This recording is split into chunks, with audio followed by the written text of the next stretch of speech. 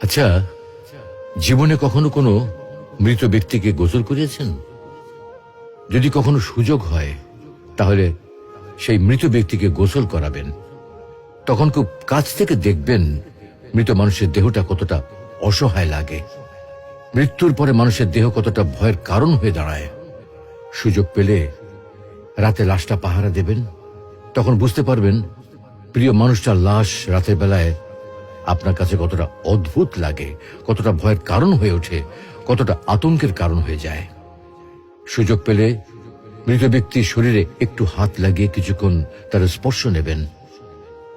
আপনি তখন উপলব্ধির সুযোগ পাবেন এই পৃথিবীতে বিশাল প্রভা প্রতিপত্তি মৃত্যুর পরে কতটা নির্যাতনের রূপ নেয়।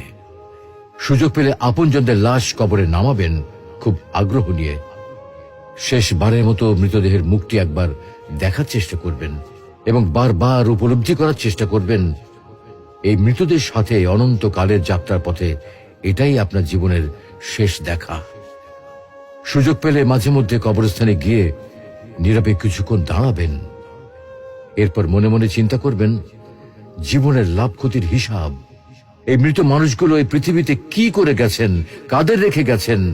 যাদের রেখে গেছেন তারা কি কখনো এই মৃত মানুষগুলোকে স্মরণ করার জন্য কবরস্থানের আশেপাশে একটি বারের জনকে দেখতে আসে?